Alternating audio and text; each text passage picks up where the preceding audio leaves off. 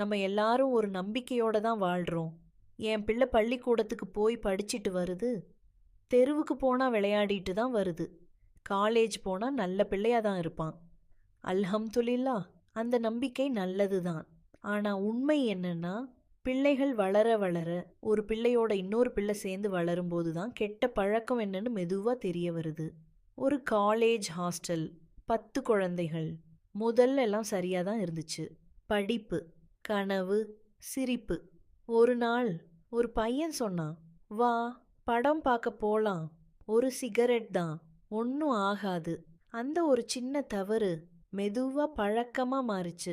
ஒரு பிள்ளை இன்னொரு பிள்ளைய, அவன் இன்னொருவனை, இப்படி 8 பிள்ளைகள் தீய வழிக்குள்ள சிக்கிட்டாங்க.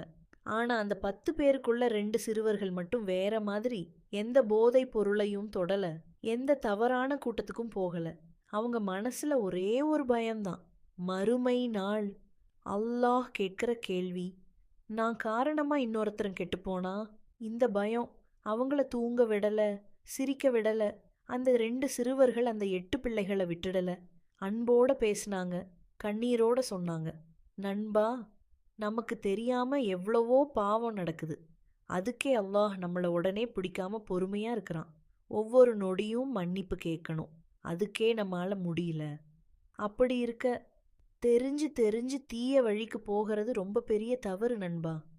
அவங்க நினைவூட்டினாங்க, நபி ஸல்லல்லாஹு அலைஹி வஸல்லம் நம்மள நரகத்திலிருந்து காப்பாத்த தான் வந்தாங்க.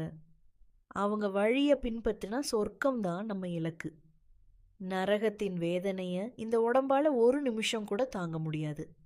இந்த வார்த்தைகள் கத்தல் இல்ல, அவமானம் இல்ல, அன்போட சொன்ன ஒரு பயான். மெதுவா ஒரு பிள்ளையின் கண் நனைஞ்சது.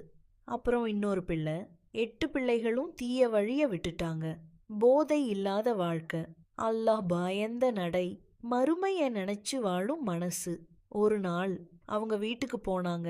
அவங்க அம்மா சப்பா அவங்க நடைய பார்த்ததும் கண்கள் நனைஞ்சது.